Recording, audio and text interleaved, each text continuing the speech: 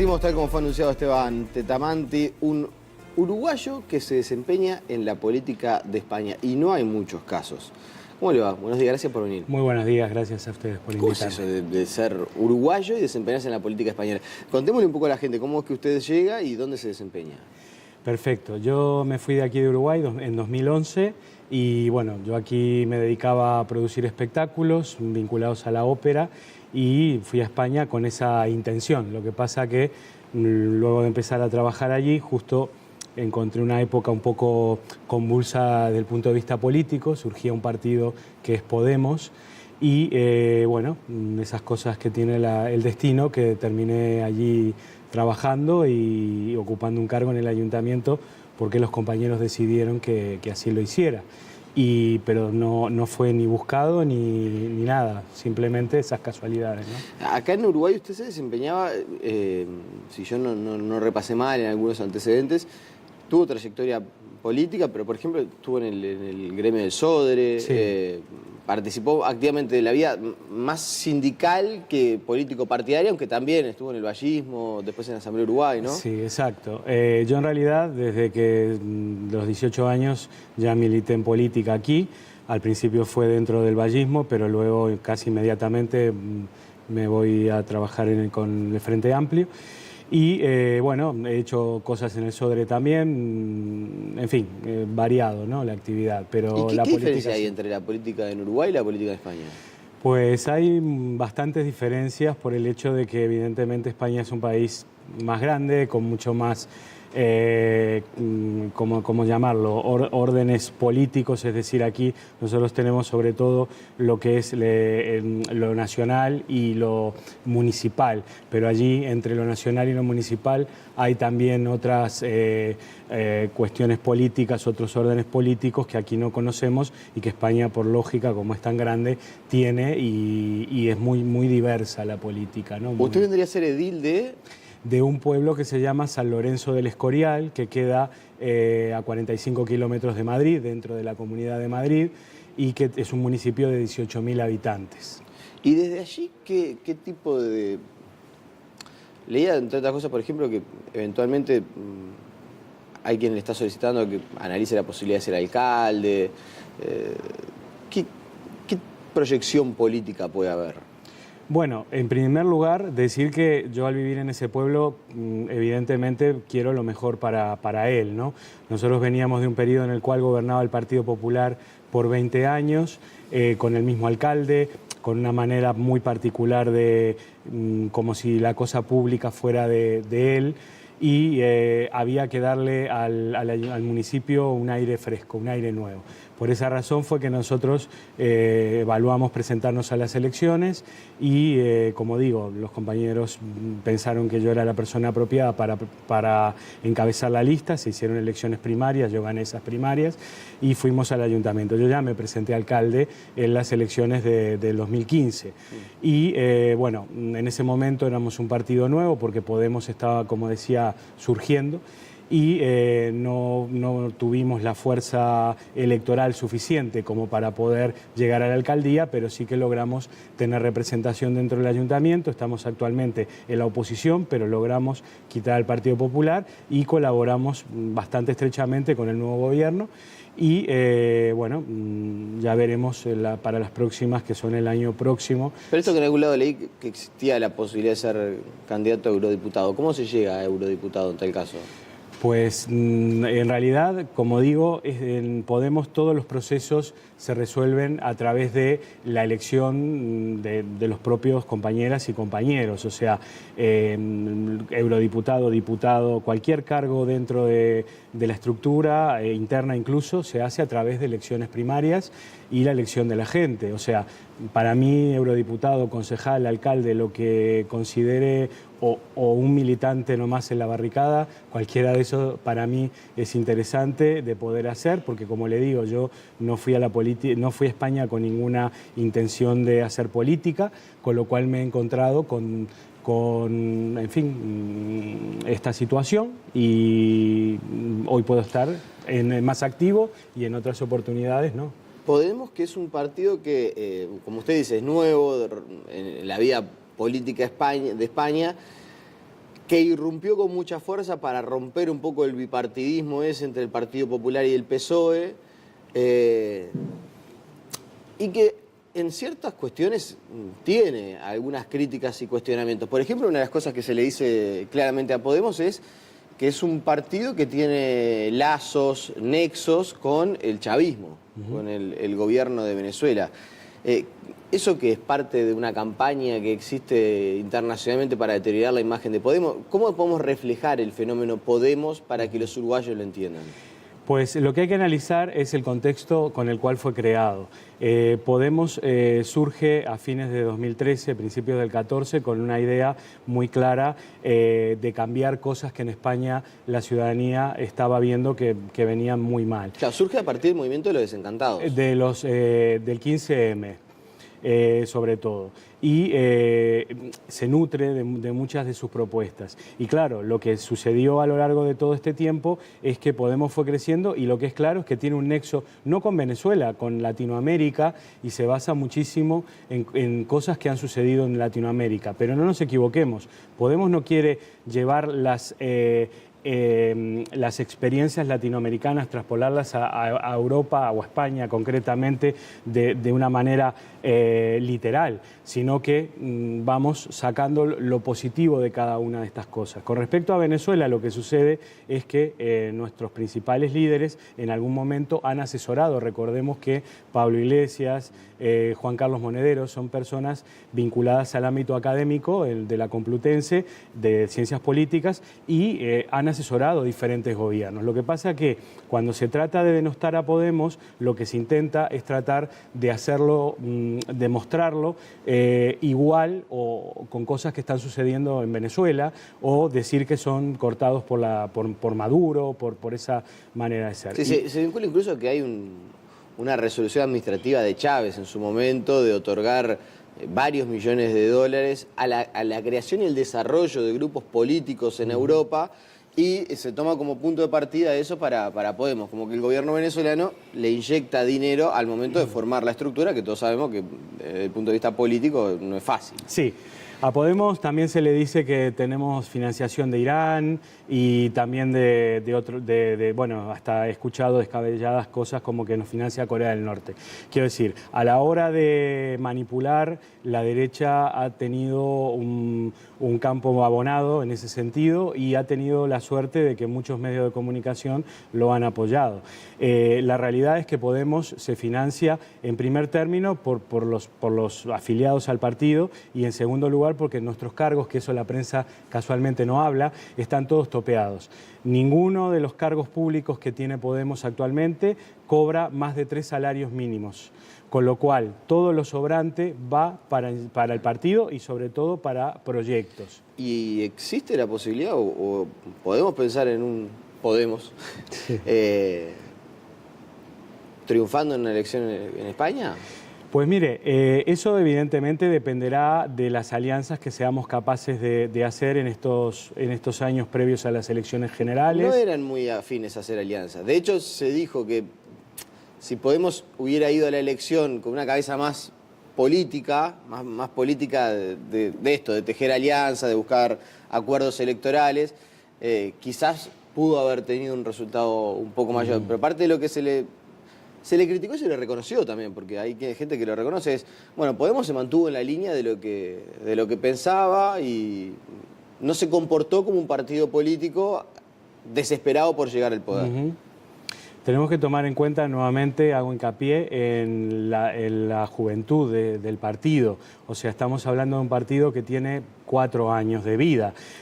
Yo siempre pongo el ejemplo allí en España cuando hablamos con los compañeros sobre este tema de, bueno, y cuándo llegaremos, cuándo podemos realmente llevar todo esto a la práctica. Yo siempre digo de que esto es un tema de templanza también. No olvidemos que aquí el Frente Amplio va por los 40 y pico de años, y cuántos realmente de esos años de vida le ha llevado llegar al gobierno y poder aplicar políticas sociales que este país necesitaba. Quiero decir, a veces uno por el afán de llegar, a veces hace, bueno, alianzas, por eso yo pienso que Podemos ha meditado mucho eso de llegar no a cualquier costa al poder, y llegaremos cuando la gente realmente entienda de que Podemos es para España un vehículo de cambio. Pero no es descabellado pensar en Podemos en el poder. Y bueno, tomando en cuenta de que en 4 años hemos llegado a ser la tercera fuerza política de España, muy cerca del Partido Socialista, que es la segunda en número de diputados y en número de votos, yo no puedo aquí hoy afirmar o desestimar de que pueda realmente en una legislatura o en 2, no lo sé, no puedo hacer un pronóstico. Lo que sí digo es que creo que vamos en el buen camino porque vamos conectando con la gente y con sus problemas. Hablando de conectar con la gente, estaba repasando cuando usted me dijo lo del 15M, Sí. es algo que... A ver, acá fue una anécdota, pero ¿cómo pegó en aquel 15M la música uruguaya, ¿no? También. Estuvo Citarrosa presente, Sí, con claro una que canción sí. que era una especie de las canciones emblema del 15M. Ahora Adagio asocié, de mi país, ¿no? exactamente, asocié aquello que sucede el 15M también con su presencia allí en la política española. ¿Qué es lo que se valora? O si es que se conoce algo en Europa de la política uruguaya o del sistema político uruguayo. Bueno, en primer lugar decir que Pepe Mujica se ha convertido en una figura universal. Su gobierno y sobre todo su filosofía de vida es muy inspiradora para todos los movimientos de izquierda, incluso para hoy día hasta los propios partidos que buscan su espacio dentro del centro derecha están hablando de José Mujica. Entonces, no debemos perder de vista esa variable. O sea, hoy día Uruguay, la política uruguaya, pero como digo, sobre todo por el gran aporte que ha hecho Mujica en ese sentido, es realmente un referente. Y Podemos no escapa de esa referencia importante que es Pepe. Yo hace un par de días que tuve la oportunidad de reunirme con Mujica en el Parlamento. Tuve la gran oportunidad de escuchar de primera mano su experiencia y sus consejos y sobre todo hablar de un tema muy importante que es de absoluta actualidad en España o en cualquier sitio, y es el tema de la unidad de la izquierda, que es lo que siempre cuesta. Y él me dijo unas palabras que creo que son realmente muy sabias. La izquierda le cuesta unirse porque se une por ideas, la derecha se une por intereses, y eso evidentemente tiene un trasfondo y un correlato en todo lo que está sucediendo actualmente. Y ha estado en Uruguay y unos cuantos días, llevamos una semana, ¿no? Llevo casi 3 y ya me voy. De hecho, ahí va, eso iba a decir, le quedan algunas horas, lamentablemente. Sí. Y ha podido palpar lo que es el momento político del Uruguay,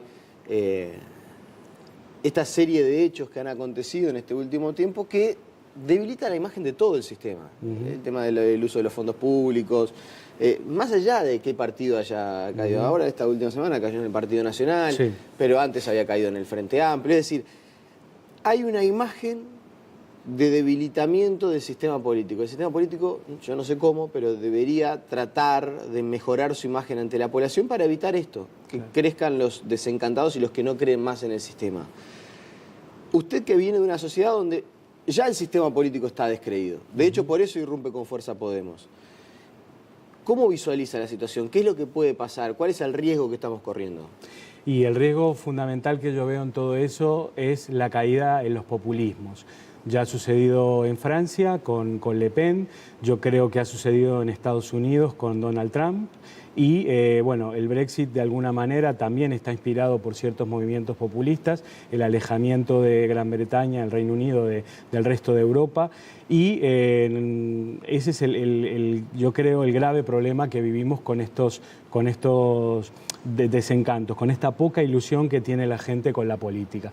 Por lo pronto Podemos lo que ha hecho sobre todo es tratar de ilusionar y sobre todo a la gente más joven, que al final es el futuro no de España solo, sino del mundo. De hecho, donde nosotros mejor conectamos es con la gente entre 18 y 45 años.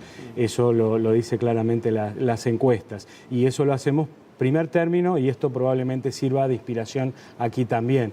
nuestros líderes tienen todos menos de 40 años, con lo cual es mucho más fácil conectar con la gente joven cuando hay políticos que son etariamente más o menos afines, con un discurso que también conecta muy bien con la gente joven y sobre todo la apuesta por las nuevas tecnologías. Y el sistema político uruguayo, usted que se ha reunido aparte con varios integrantes. Sí, con el doctor Sanguinetti, aunque no es del frente, pero sí, y estuvo con Escabarelli también. Sí. ¿Se da cuenta de esto que está sucediendo? Bueno, yo creo que todos al final son conscientes, lo que pasa es que tratan de solventar lo mejor que pueden, porque recordemos, no sé, en el caso del Frente Amplio, de que ahí tienen que conectar con una cantidad de partidos y de fuerzas que evidentemente allí hay diferencias y claro, a la hora de elegir, si usted se refiere a un candidato o a una propuesta, evidentemente allí lleva mucho tiempo, lleva mucho desgaste. Sí, yo hablaba más de la desconexión que uno palpa y percibe entre lo que son las aspiraciones políticas o el día a día de la política y la gente. Claro. Que la gente está, uno lo ve en las redes sociales, está aumentando el descreimiento y es un fenómeno peligroso, yo insisto con alertar eso, porque es peligroso que la gente deje de creer en los políticos. Exacto, sí que lo es y bueno, lo importante es eso, ¿no? Tratar de no perder nunca la conexión con la gente. Yo entiendo de que a veces varios periodos consecutivos de gobierno hacen de que uno pierda un poco esa conexión, esa espontaneidad, pero bueno, ahí están las bases probablemente para tratar de decirle a los políticos de turno que estén allí, oye, no te olvides de que aquí tenemos que bregar todos para que esto ilusione. La última, nos quedan 2 minutos, sí, lamentablemente. Expliquémosle a la gente qué pasa entre España, Cataluña, ahora este fin de semana fue noticia que detuvieron a Puigdemont en Alemania. Sí. ¿Qué está pasando y qué puede derivar? Pues mire, la situación daría para hablar no 2 minutos, 2 horas, 2 años. Es un tema muy largo, muy difícil, muy complejo. Lo que sí está claro es que por un lado tenemos posiciones irreconciliables por el lado independentista y posiciones irreconciliables por el lado del PP en el gobierno. Lo que pasa que lo que tenemos que decir aquí es que no es solamente el problema en sí de que hay mucha gente que está cansada de este modelo imperante en el Estado español. Hay gente que no se quiere ir de Cataluña, pero está desconforme con cómo el Estado español de alguna manera trata a Cataluña. Esto se podría haber ido arreglando con el pasaje de los años, porque esto al final termina siendo también una cuestión económica. Pero ¿qué ha sucedido? Que había intereses por el lado, estamos hablando aquí de 2 partidos que tienen una carga de corrupción muy importante, el PP en el gobierno central y Convergencia de Cataluña. Y realmente mantener esta situación impide que la gente hable también del tema de la corrupción, que es importante. Entonces nos enteramos de que a Puigdemont lo han detenido ayer en Alemania y no se habla de otra cosa. Sin embargo, el Partido Popular está imputado, el partido, por temas de corrupción. Líderes de ambos partidos, como digo, están imputados en este momento por este tema y lo que se está haciendo es encarcelar a gente por ideas. A mí me gustaría que el día de mañana hubiera gente en la cárcel por corrupción política, que la ha habido y mucha, y no por defender ideas políticas. ¿Y por qué la izquierda abraza la situación de la independencia de Cataluña o de alguna manera se siente identificado con el movimiento independentista? No hablo de la izquierda española, donde es más difícil, pero ciertamente desde los sectores políticos Podemos es el que menos se ha mostrado hostil hacia la situación independentista en Cataluña. Cuando en realidad la gente, cuando uno conversa, los movimientos independentistas catalanes no son precisamente gente de izquierda. Cataluña no es que se quiere separar para otorgarle mayor gobierno al pueblo, sino que estamos hablando de una situación social, cultural, donde hasta se dice, esto, vulgarmente los catalanes se creen que son superiores a los españoles y por eso se quieren independizar. Desgraciadamente aquí hay muchas cosas que se han ido falseando a lo largo de los años. En primer lugar, esa imagen de que los catalanes son mejores es una percepción que algunos partidos tendrán. Nosotros evidentemente no lo pensamos, ni los propios catalanes lo piensan. Respecto a lo que usted dice de la izquierda en este sentido, no es que se abrace la causa de la independencia catalana, no, porque simplemente lo que se está diciendo es que si hay un territorio que no se siente cómodo dentro de una estructura, como ha sucedido en Escocia, como ha sucedido en Quebec o en otras regiones, lo lógico y lo natural sería que en algún momento eso se definiera a través de un referéndum. Porque nadie puede estar a fuerza a lo largo de muchísimos años. Yo estoy convencido de que en Cataluña la mayoría no es independentista, estoy convencido, pero la medida que el gobierno central siga haciendo cosas que van en contra del independentismo y reprimiendo de la manera que reprimen, como vimos hace unos meses cuando se hizo ese simulacro de referéndum, evidentemente eso es una fábrica interminable de independentismo. Yo creo que no ha interesado hacer de una vez por todas un referéndum y no tenga la menor duda, en un campo así de un referéndum, Podemos haría una campaña para que Cataluña se quedara en España. Nosotros no queremos que Cataluña se vaya, pero entendemos de que esto no están del todo conformes con la situación. Esteban Tatamanti, le agradecemos su presencia y bueno, nada, cuando vuelva por Uruguay lo estaremos invitando y conversando nuevamente. Encantado, gracias por la invitación. La pausa y seguimos con muchas más noticias.